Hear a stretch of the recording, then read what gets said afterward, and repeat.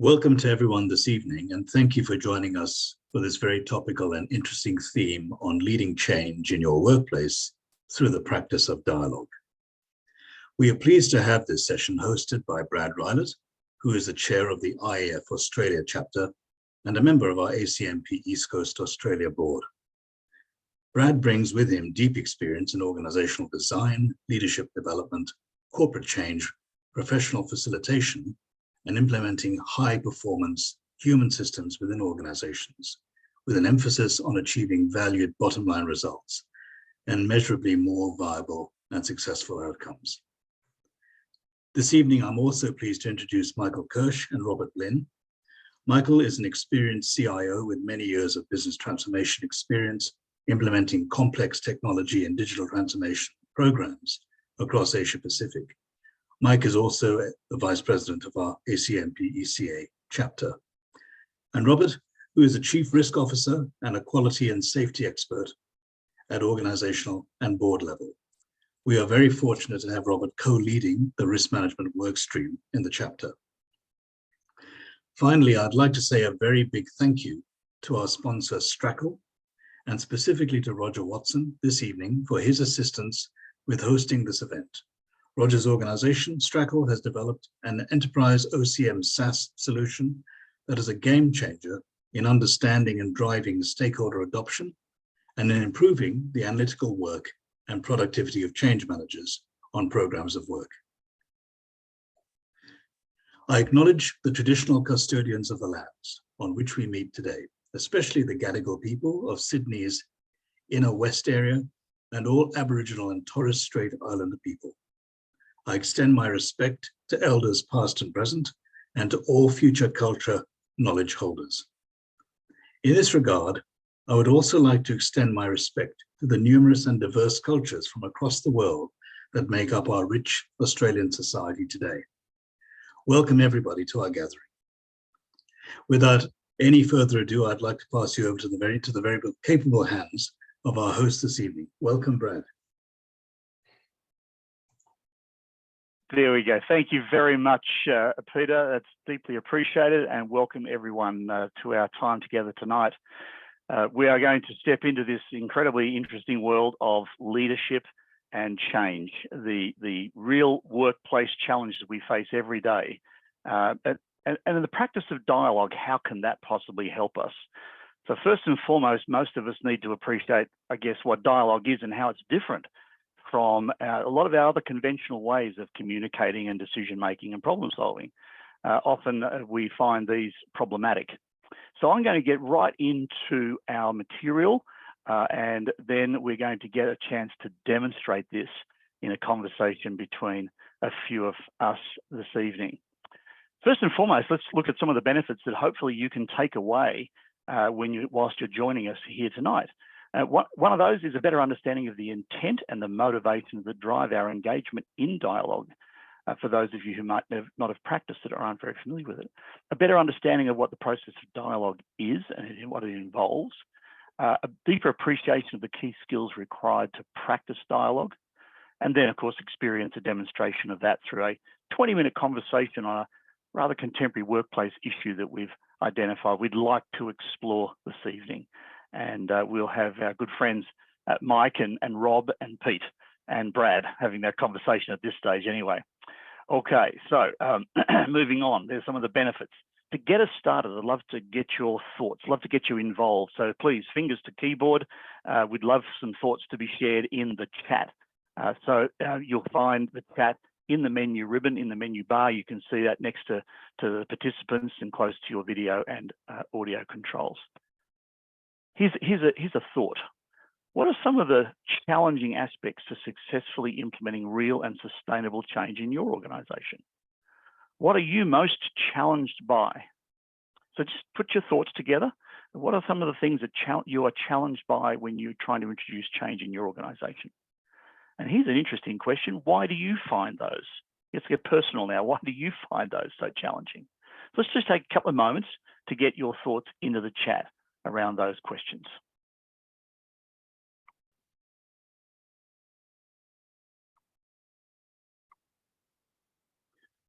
As many ideas as you can come up with. So Peter's suggested that culture, people have too many agendas and remote working. They seem to be a challenge. Rob suggests creating trust in our stakeholders. I like the word all there, Rob. Thank you. In all our stakeholders. Any other thoughts from other participants here tonight? Fantastic. Here we go. Mike suggesting time pressures. Mike, that's one of our greatest challenges, is it not? Accelerating the pace of programs seems to amplify the negative. Tracy suggests the credibility of the people making or driving the change, not truly understanding the impact of the change thinking. It's about keeping up with transformation and KPIs. Wow, that's a rich picture already, just 4 contributions.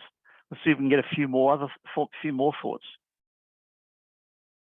Roger says, value of change management, funding the change management resources. Wow, the value proposition and funding, resourcing it. Thoughts from others? Historically, it not going well. So there's a sense of inertia, if you will. Mixed purposes, ownership and strategic agendas. We're not clear on our purpose. We struggle to get the level of alignment we need. We're at cross purposes often in our change initiatives.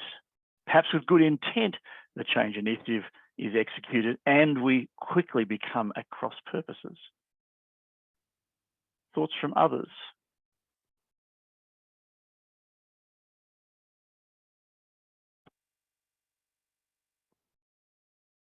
Okay, we'll just give it another few seconds. What the actual change is. Thanks, Rog. Yes. Clarity or lack thereof. Absolutely. Thanks, Mike. Excellent. All right. So literally as we go along tonight, please feel free to contribute your thoughts or your questions in the chat. And even if we don't get to address every single thing tonight, we're going to take those offline and we'll do our best to respond accordingly at a later date. Fantastic. All right, I'm going to move on in the interest of managing our time. Thank you, Mike. So let's explore this topic of dialogue, what it is and what it isn't, and how it differs from the world that we are only too familiar with, and that is often the world of debate. And please hear me, this is not to diminish the value that debate brings. It brings some considerable value. The challenge usually is that the best we have? When it comes to leading change, is debate the only process we have available to us? And unequivocally, the answer is no, it's not. There are other forms of sharing views and perspectives and opinions that to bring the sort of divergent thinking that we need in order to execute change initiatives and strategies really well.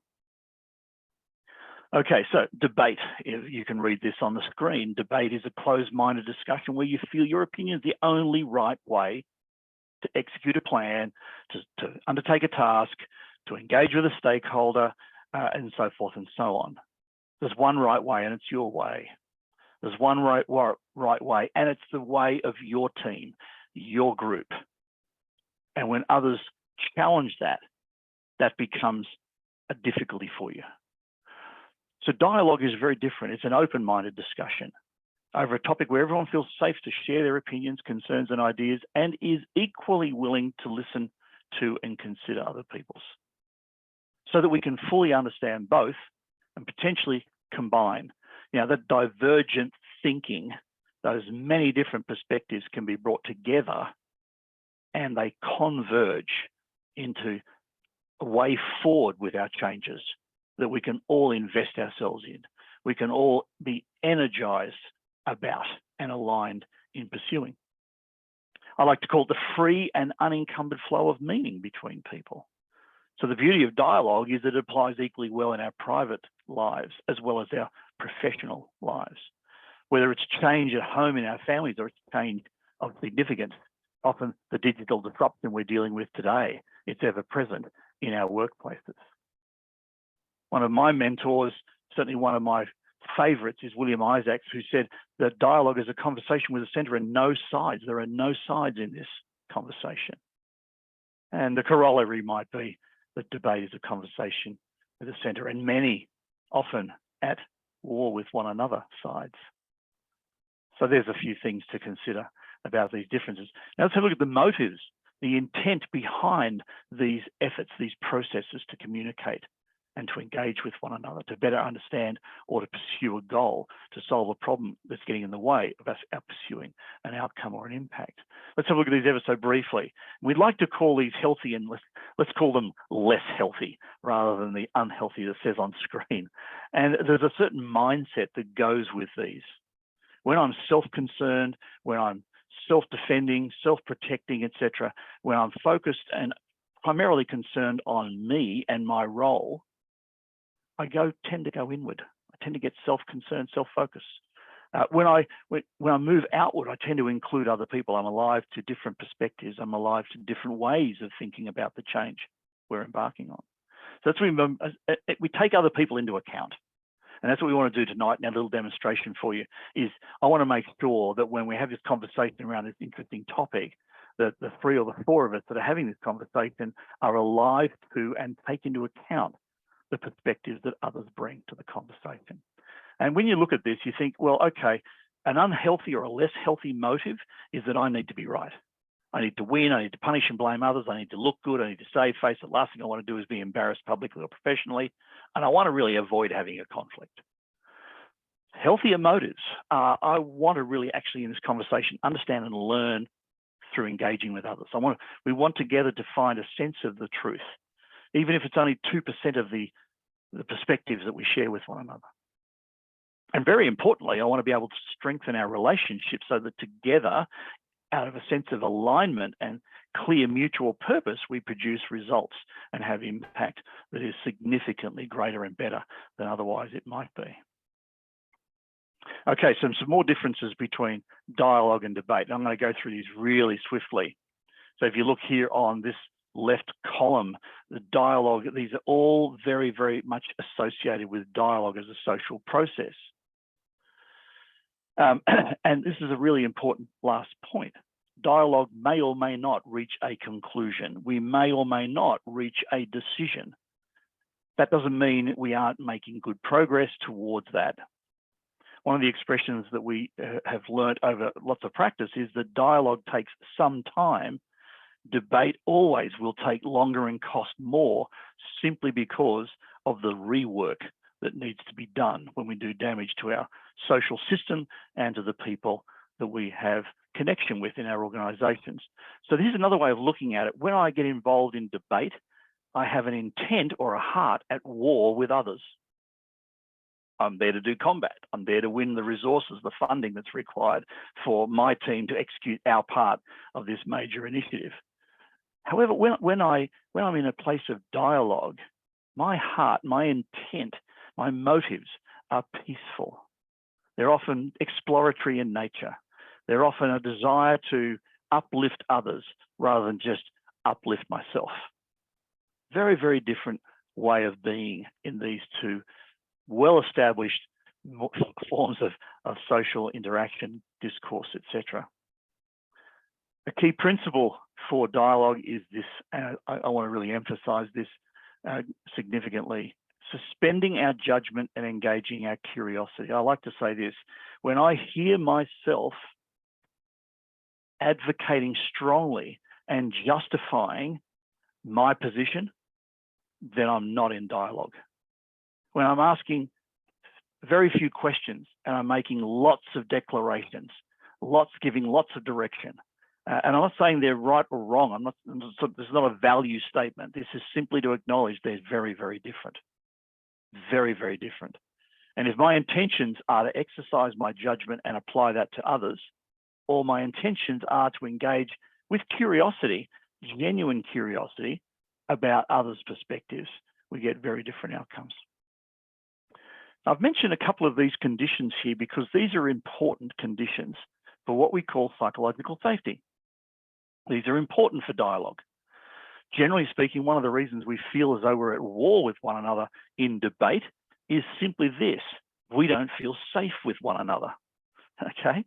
We often have different purposes and we don't display respect for other human beings in ways that are recognized, in ways that are valued. So we need these two conditions to be in place for dialogue to unfold. And for us in enterprises at scale, this is quite a challenge. And the challenge is for leaders to show the way. The challenge is for leaders to make these tougher conversations both safe and easy for people to engage in and bring their perspective, rather than having 15 people in a room at a meeting and 2 people speaking forcefully at the rest and at each other. We want to make sure that everyone is able to contribute and their ability is reflected in their sense of safety. I have an ability to speak. If I don't feel safe or believe someone else has a threat, is threatening towards me, threatening my own safety or threatening my sense of self-worth, then there's a good chance I won't. I'll either shut down and go silent, withholding my view from others, or I'll tend to, as I say, arc up and get a little verbally forceful, okay? And that then becomes a serious challenge to our ability to engage in dialogue and sustain that dialogue long enough to be productive. So mutual purpose, having a shared goal, a shared objective, a shared purpose and a desire for the conversation is key. It's worth clarifying that at the very beginning. And then, of course, showing each other a level of respect for each other's diverse views and opinions, and of course for their humanity as a person. And it's got nothing in that respect to do with necessarily title, job function, and so forth. It's got to do with seeing people with you, rather than seeing, well, we like to say objects, seeing a person as something less than you or something better than you. All right, so dialogue requires a number of sort of balancing and competing aspects of how you and I show up in a conversation.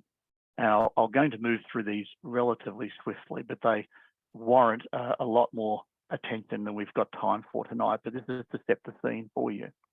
The first one is that curiosity and judgment. We need to be able to be self-aware and aware of the impact we're having on others when we get curious. Equally, when we become judgmental of another person's perspective. Another balancing effort is this: the confidence to speak up, to know that my views have a place in this conversation.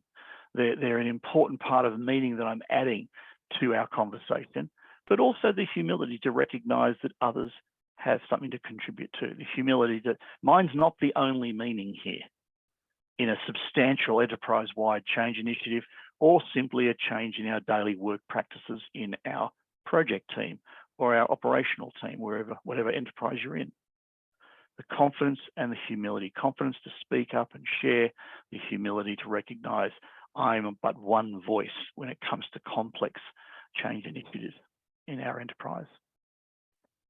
And another fantastic balancing is advocating in a respectful manner, not an unduly forceful and disrespectful manner. And of course, listening to other people's perspective is of critical importance. So we want to make sure that we're able to get all of these balances working in favor of our dialogue and the outcomes we're trying to attend to. So to help you with this, we have a model that describes this process. And some of you in some of our earlier webinars might have seen this, others may not. So let me just quickly share it with you. This is one that I've developed through the benefit of working with some of the finest minds on the planet over the last 20, 30 years. And it's an amalgam of my learning, my understanding of my practice. So in that respect, it may not suit you, but it certainly recognizes some of our best human practices here from some of my colleagues from around the world over the last 20, 30 years. So I've got it down into 3 big chunks, if I can use that expression. Number 1 is to plan and prepare your dialogue. And the place to start is on me, not on all the other problems out there, not on other people that might be problematic to you. Start on me. Work on me first. So how I show up will have an influence and an impact on other people. And that will, of course, be reflected back at me and reflected upon others. There's some really powerful questions. What result is at risk and with whom? What is my intent in this situation, as I described earlier on? What stories, what interpretations, what stereotypes, what biases do I bring? What prejudices am I bringing to this conversation? How might I actually be deceiving myself This is a deep area worthy of great attention, which we might do on another occasion.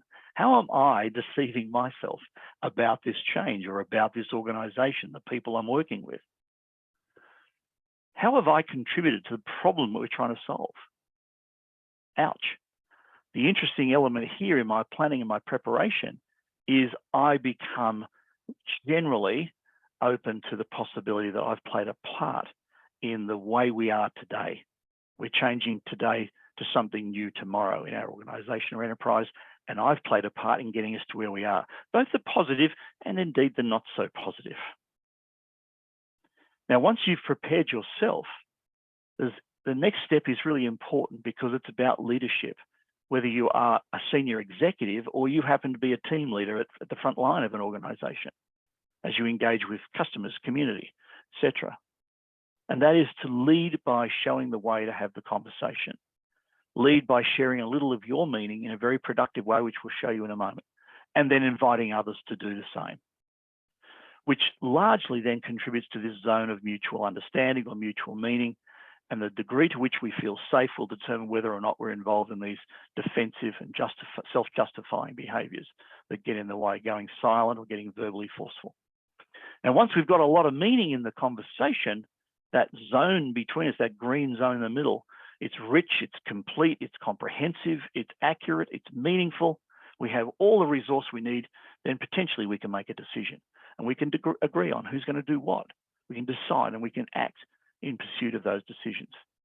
And that last question at the bottom is really powerful.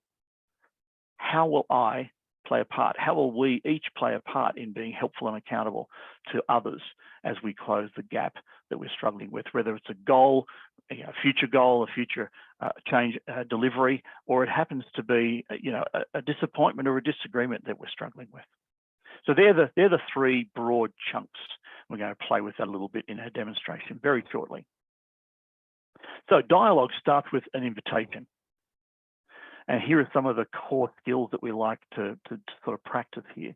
It's a combination of what to say and, very importantly, how to say it. Not just the words, it's how you deliver, how you share your meaning. And so the first thing is, very importantly, is to ask permission. And very importantly, following that is to share factual information or perspective with what I call sensory words. I saw, I heard, I noticed, that sort of thing. Then you tell a little bit of your meaning. This is how I've interpreted these facts. This is my story. This is the fabrication or the interpretation that I have assembled. Then, of course, this is the humility piece. You ask others to share theirs. What are your facts and what meaning have you brought with those facts? And of course, one of the most important things in dialogue is to talk in ways that are tentative. I might have this wrong. This is not the whole story, I'm sure. What's yours? What do you know? Rather than using language like always, ever, nobody, never, that classic hyperbole, that intentional exaggeration from the world of debate to push home your point and win score a point, we want to use words like, I'm beginning to think, or phrases like I'm starting to feel, or perhaps, maybe, might. Those kinds of tentative words allow room, demonstrate that there is room for others to bring their meaning to the conversation as well, the dialogue as well. And encouraging other people to test against your view. Please test. Let's take this for a walk and see if we can find its truth. And always with dialogue, you want to show, again, great respect to others and for others by ending with a simple gratitude. A simple thank you is more often more than enough. Now, that's one way of looking at some of the skills and the process. Here's another way. 6 steps to start a conversation in using dialogue. And again, this is a reinforcement of what you just seen in a slightly different way. But I like the repeat loop here, the iterative loop of 3, 4, 5. Start with permission. Be clear on your good, positive, healthy intent, usually around alignment, doing work together, getting the best outcome, our best thinking, having the greatest impact for those that we are here to serve, etc., etc. Contributing some of your facts, not all of them necessarily, tentatively adding some of your story, maybe not all of it, and maybe some of the feelings that your interpretation of those facts stimulate for you, your concerns, the things that might be causing you to feel a little anxious or worried about the change initiative. Then simply let go of that and ask others to do the same. invite them into the conversation, invite their meaning into the dialogue. So repeating these steps 3 to 5 adds incredible richness and accuracy, more data points, more variety, more diverse perspectives. And that enables healthier decision-making and more effective collective aligned execution of actions for the pursuit of those goals. Slightly different process to what we're used to in most organizations at most critical times. And of course, that finished with gratitude. Now, here's some candidate language for those 3 steps, those 3, 4, 5. The candidate language for sharing your facts, using your primary sensory channels, your vision and your audio, your hearing. So I saw, I heard, I noticed, I observed, if you can construct your language that way. Sharing some of your thinking or interpretation about that data. I'm beginning to think, I'm starting to feel. It seems to me, perhaps, maybe, that kind of tentative language. It allows room for other people to have views as well. And then you can simply ask a question. So share and then let your meaning sit in that shared zone, if you will. Let it sit there. Let it be inspected. Let it be weighed up and considered by others. And simply ask these questions. What's happening for you? Help me understand your perspective. What did you see? What did you notice? What are your thoughts about this? How are you feeling about this change? What does that mean to you? What did you notice? Tell me more. Yeah. So simple language. And we call this relatively clean language because it lacks justification. It lacks bias. It lacks that problematic, here's my thinking and why I think it's right, which is often the way we find ourselves when we're in dialogue.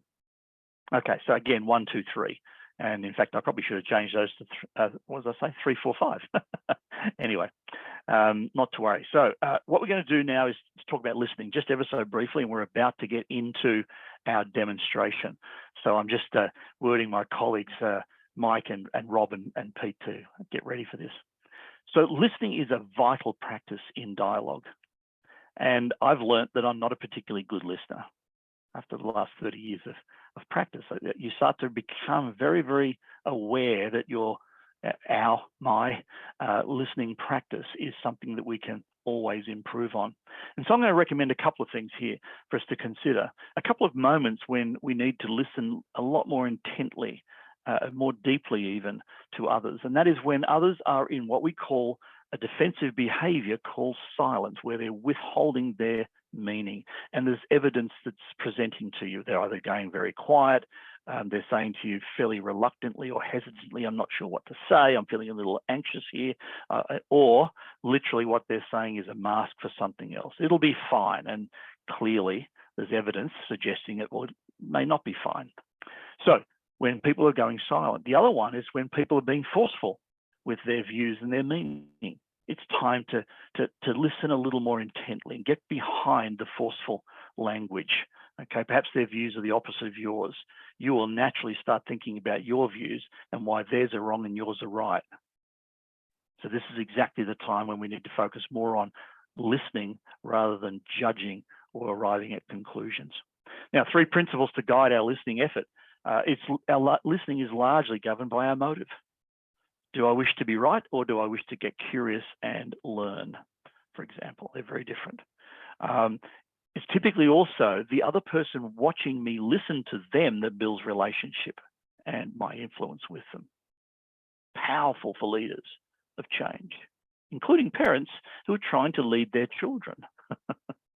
So, literally your children watching you listen to them is what builds your loving relationship with your kids. And we'll talk about teenage years another time. Seeking the truth is important. Listen to understand rather than to respond. And I call this the 2% rule. So perhaps there's only 2% of what someone is sharing with you that you feel might be true. Focus on trying to understand that and relate that to the change conversation. So there are a few guides for you. Now, executive panel, let's bring our panelists online if we could, please. So Peter, can you join me on video?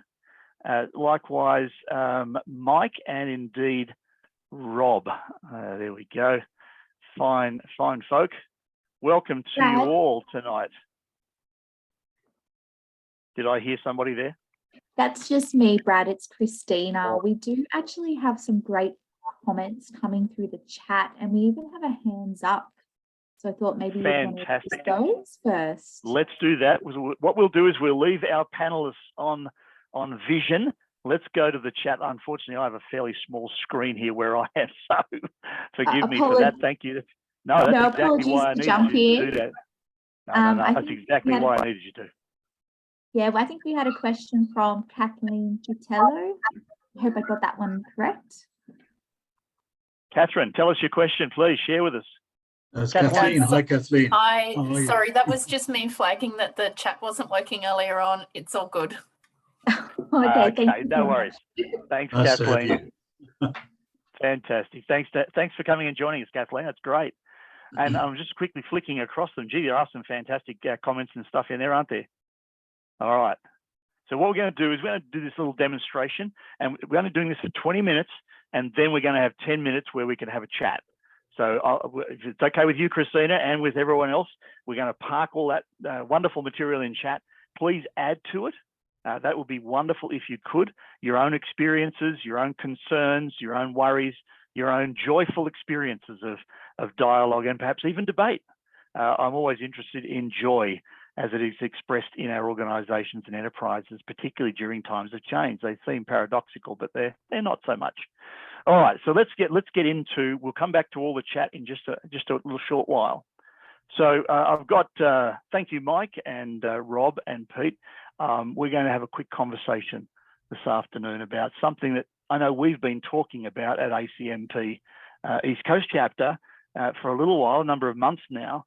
And as you can see on screen, it's a really challenging topic that we are faced with. How might we develop and implement a future social contract with our employees? That could be an employment or could be an engagement contract on a project of work which describes new ways of working remotely from one another, and innovative methods for delivering exceptional value in this interesting phrase, the hybrid workplace. Wow. Okay. So this is really an interesting topic that's certainly got me excited. And I'm interested for one of you gentlemen to start things off. What's your view? What are your concerns around this issue in your enterprise? CIO, CEO, CRO. So let's go with Robert first, and then I want to hear from Mike. Brad, I wonder, it's been set without any context to the environment or even the country or the culture.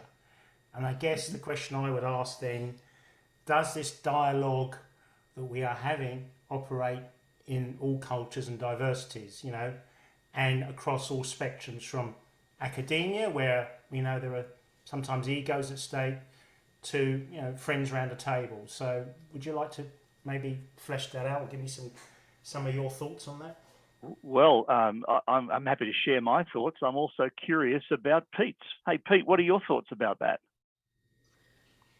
I think I'd add to that as well, where the dialogue is age agnostic, because, you know, in this remote online world that we work in, I think that's one of the other issues that we have to think about, and how we deal with people, you know, how people understand or misunderstand phrasing, you know, online, how much harder it is.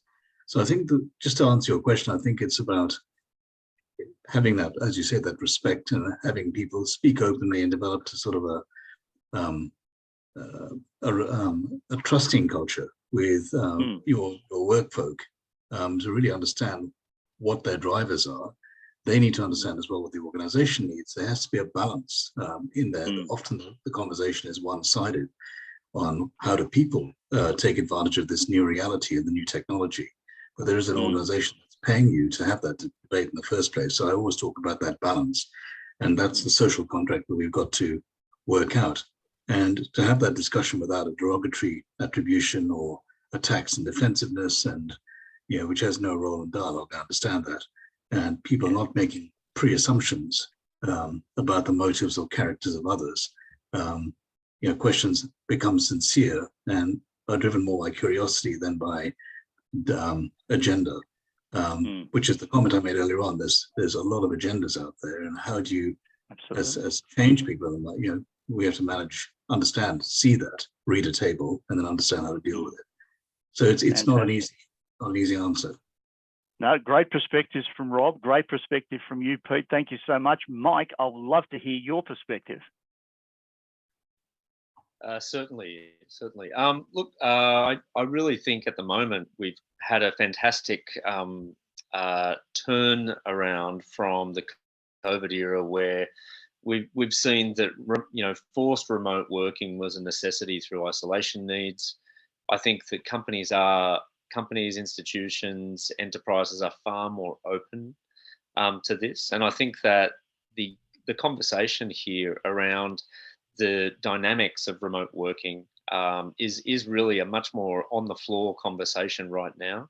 I'm working in a transformation program at the moment, which is certainly having to consider the strategic conversation needs of, you know, being directly in front of stakeholders at the same time as having a diverse and hybrid workforce, and I think we're having to recognise some of those new needs that people have in having the benefits of remote work, while also having these sort of more let's say enterprise or organisational needs driving effectiveness through direct conversation, which can be very impactful at times.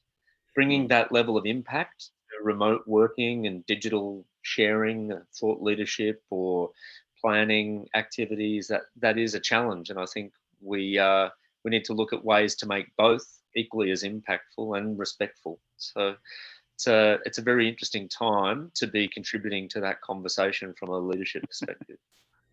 Beautiful. Well done. Hey, you know what? That's fantastic. See, again, what we've just done here is we've got three very different perspectives.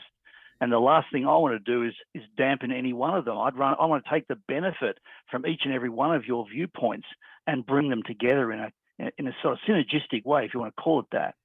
Here's the challenge we face, if I can loop now right back to Rob's question, really, which is, how do we bring together the social and the technical nature in our organisations? We operate socio-technical systems, living systems. That's what we call enterprise, that's what we call government agency, that's what we call family. And scalability is one of our biggest challenges during times of substantial disruption. Would that be fair call, guys? The scalability issue is what is challenging us most. And you know what? One of our biggest issues is that our people are struggling with scaling. And that includes with dialogue, for example. How do you scale a dialogue process where you've got some people online, some people offline, some people huddled together in a hut on a mine site in northwest Western Australia, and one of their key stakeholders they're talking to is in a bank in Melbourne? How do you make that work well and seemingly recognising the humanity in the technology without going to augmented reality straight away, right? Without going to VR headsets? How do we do this? Robert? I'm not sure I'm going to answer your question how we do this, but a question on humanity. So two little stories I'd like to share. Sure. One is that sometimes or often the receptionist is the last person who can be working from home because we have to have a presence in the office. At the other end of the spectrum, we have workers that don't want to work at home because maybe of things like domestic violence. So how do we make sure that we don't go in with those assumptions that the receptionist always got to be in the office and some people have always got to are not allowed to work from home? Yeah. So I'm just posing it out there as a question and being curious. Fantastic question. Fantastic question. And you know what, again, let's check in with the other guys. So Mike, what are your thoughts about that? You've got people who need in their job role to turn up and those that don't. It's very interesting. So I'm currently working with the New South Wales government organisation, and one of the first landing points was a workplace health and safety check, which is pretty common when you're working for state government. One of the elements within that was, I guess, sense checking a couple of the points that Robert brought up there around vulnerability and domestic violence scenarios, working from home scenarios, because we're in a mixed hybrid type of, I guess, cadence. Few days in, few days out, working remotely is required, but they certainly acknowledge that in their HR policy and as part of the checks that were part of the incoming activities for onboarding. But I also liked a couple of other things that I saw, which were less formalised from a contract perspective, and they were more about the teams acknowledging the needs of individuals, and whether they're sort of sprint teams, formalised or let's say loosely sort of activity teams. It was really nice to see that human level conversation, not just being driven by the delivery manager, but also being part of an open conversation within the group. And that's something that so far I've seen that conversation revisited several times. So I feel like there's a healthy culture emerging there within that particular organisation and certainly within that group. So quite lucky in that one instance. But I think that that's something that we need to encourage. That there is the formalised version of this, which sits in HR documents or policy recommendations, possibly workplace health and safety or mental well-being in a encouraging sort of psychological safety sense. But there's the on-the-ground activity, like you were suggesting, Brad. It's about opening up your language and being accepting that there's a broad diversity of viewpoints that need, if you like, recognition. It comes, in many different forms, and I think at a personal level, something we all need to take on board as well. Fantastic, thanks, Mike. Yeah, it's interesting. I've had a couple of experiences myself. I work in many different organisations, clients of ours, and I'm working with one where we're dealing with mining industry, and we've got people who must be at site. The mine can't get that well. Well, don't get me wrong, there's automation and all the rest of it, but you still need good people at site, right? And then they're of course working with road crews in councils, local councils. I'm out in the west at the moment of New South Wales, and let me assure you, these people cannot work remotely. They can't work from home. There's work to be done in filling potholes in the roads, and I am deeply appreciative of their work and efforts. And at the same time, I was with the board the other day, and the board meeting took place, of course, live online, and it used technology to enable people to join the meeting and have conversation. Most of it was hardened debate, but let me assure you that they certainly were able to operate. Now, having said that, there were people who chose not to have their cameras live. Now, here's part of our problem. Dialogue is completely scalable. You can do dialogue face-to-face live with a crew of road workers doing road work or construction work. You can have dialogue with your family. You can enjoy dialogue involving, and I had one the other night, which was a genuine dialogue we did as part of the International Association of Facilitators, and it was across the planet. There was so many people involved in different countries. So again, the technology enables that across time zones and distance, etc. But again, having cameras on, you see a people, you see a person, you see their humanity, and you respond to that, rather than you're an object because all I can see is an avatar, or I can see a blank black screen. I don't even get to see an avatar.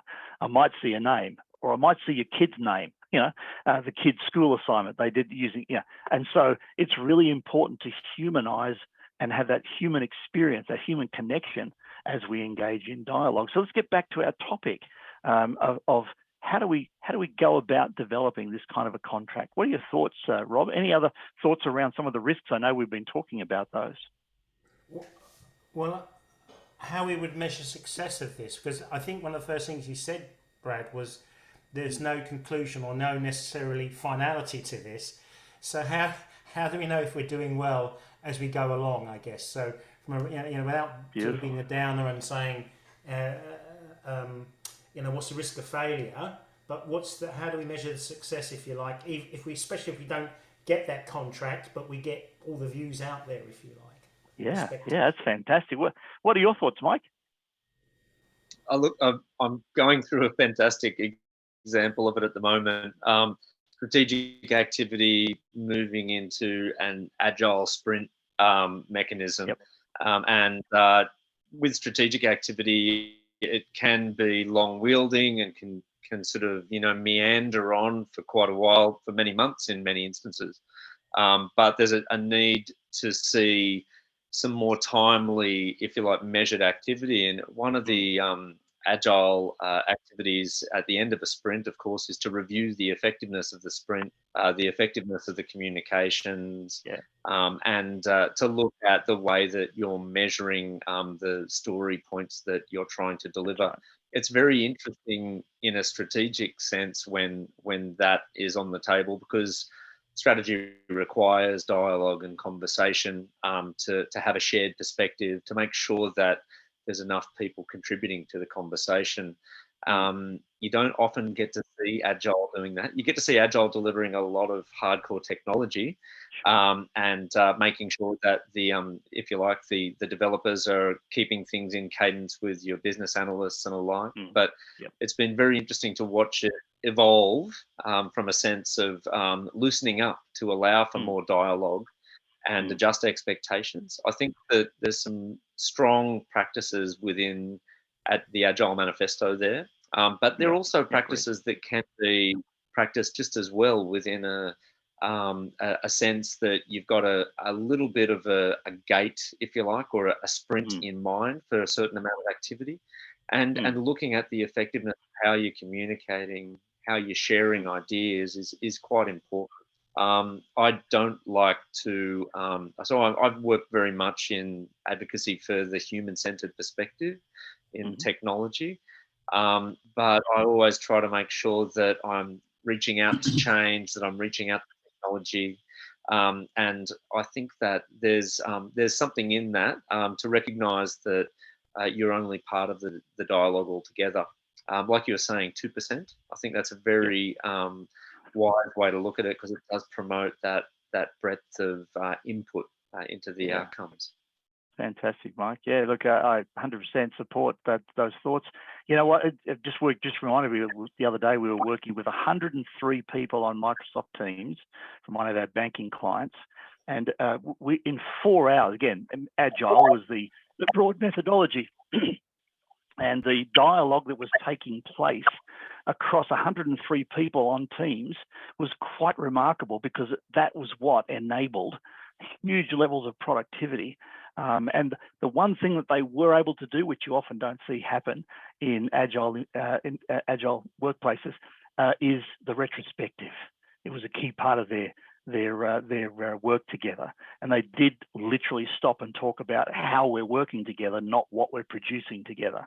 It was beautiful to watch. So I just want to reinforce this, that the dialogue is a scalable process. It can be me and 3 mates. It can be 3 executives and 3 mates. It can be me with my family, and those same principles, those same practices, the same mindset and the same behaviors, which include our language, of course, that is formed from our mindset, is what makes the difference. My intent and my mindset makes all the difference about how I show up in a moment where we're exchanging often oppositional viewpoints.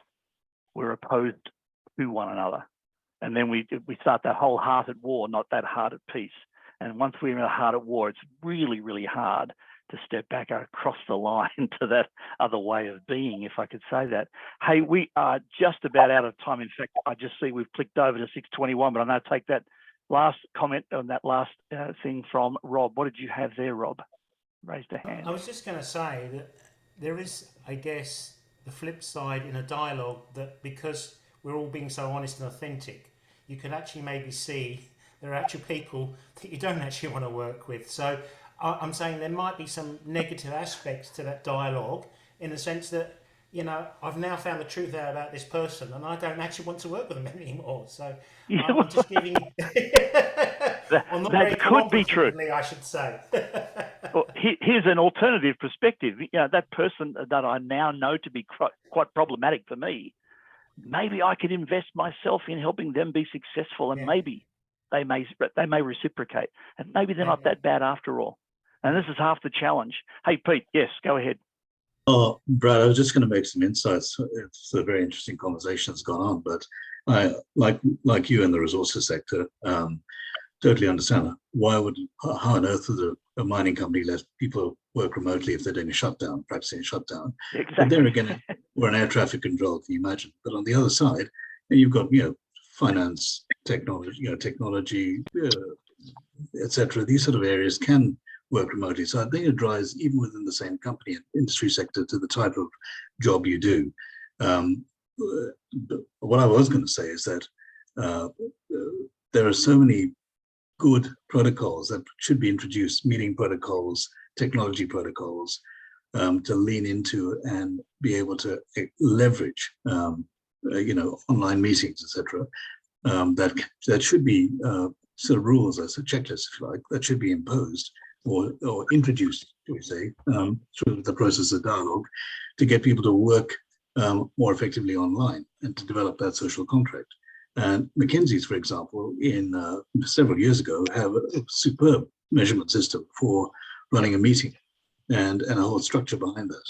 And that can work online or in the office. Yeah, I've used it several times, and it's very effective. And it does actually, things on. Sorry, Al. So thanks, Pete. That's absolutely spot on. And there are more than enough measures of human behaviour. This is the challenge we need to face. We can measure human behaviour, and often we don't.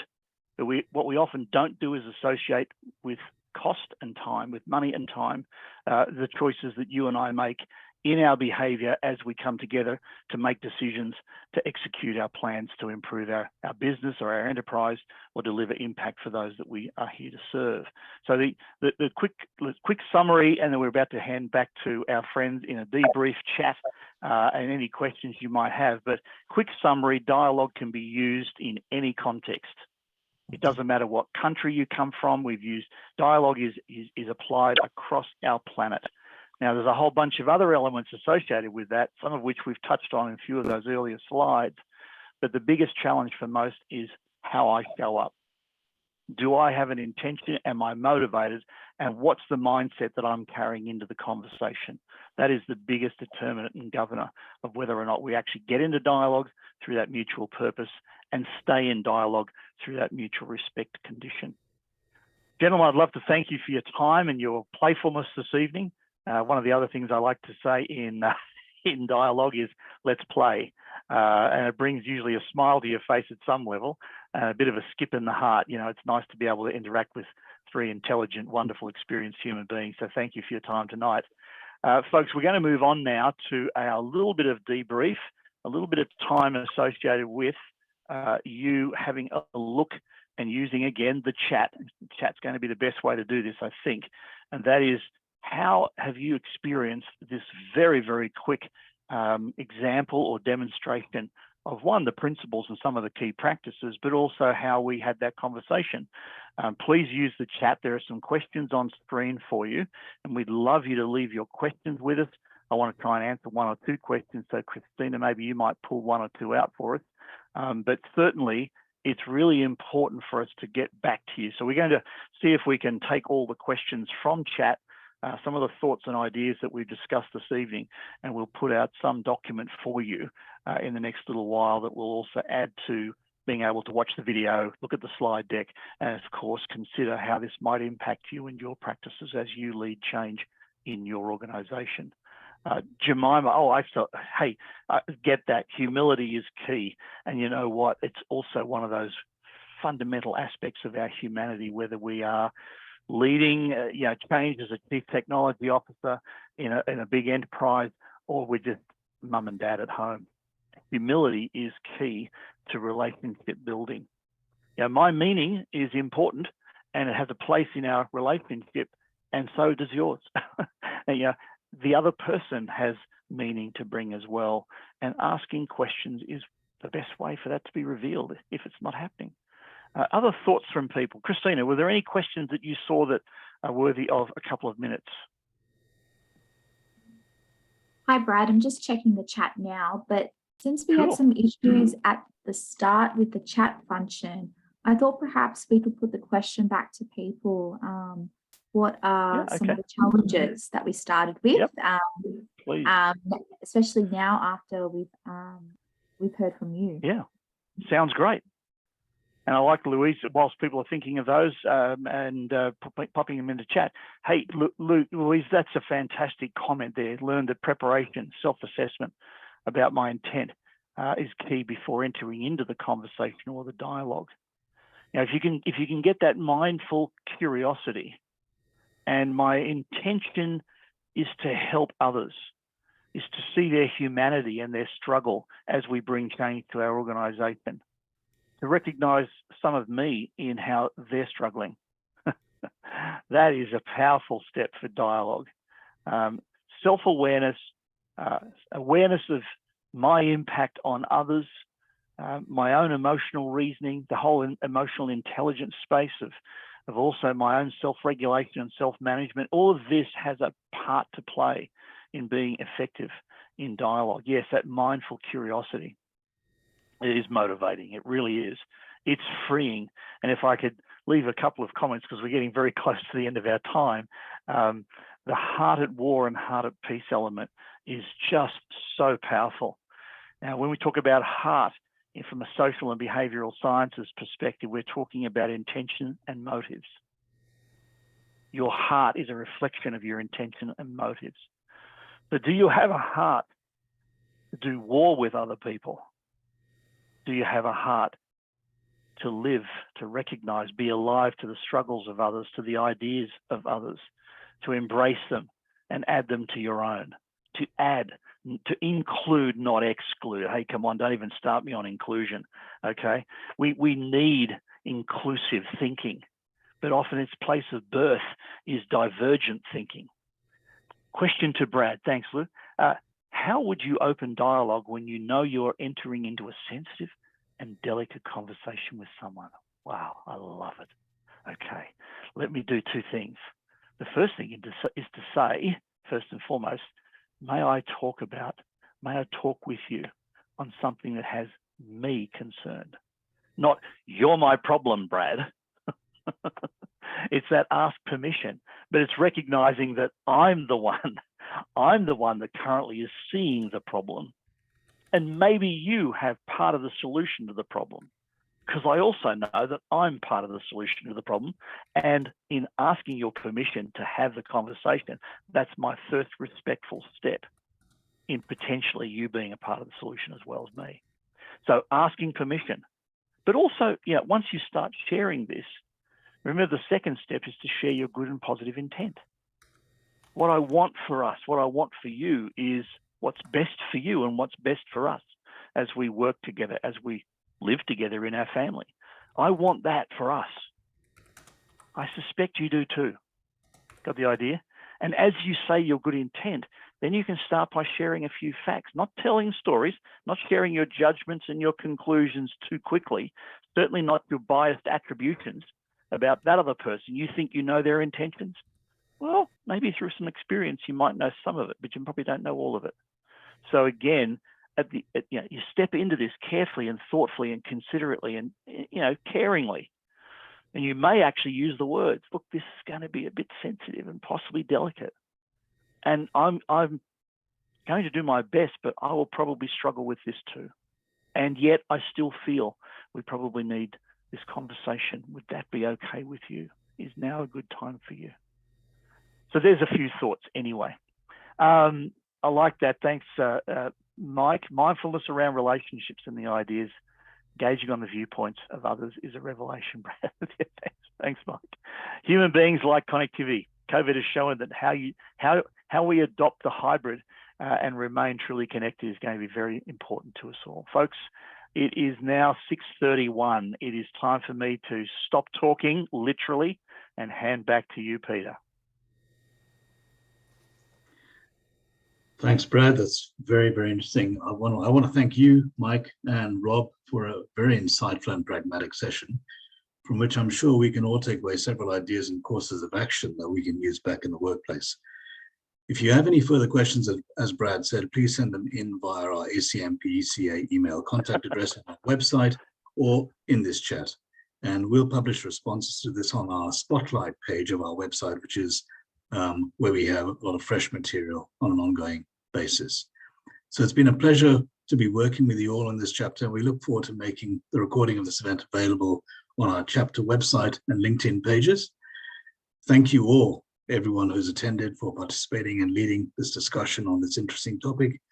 And we look forward to this work being further expanded on in our OCM, org design and culture work streams and risk management work streams in the chapter, which is slightly different to a normal change management chapter. It doesn't have all those different work streams within it. All of the gentlemen on this call and the ladies involved are involved heavily in this work. Also a big call out for our chapter events and marketing leads, Tracy Wilson and Christina Longhurst, for organizing this very successful event. Thank you to both of you and the team behind you. This was a great event, thank you. And with that, I'd like to thank each and every one of you who's joined us this evening and invite you to join us at our final event in November for the year, and for our program events and for our ongoing program events in 2023, which will be published shortly. It's been my pleasure to be with you all this evening. My sincere thanks and best wishes to you all. Thank you very much. Thank you very much. Bye-bye, everyone.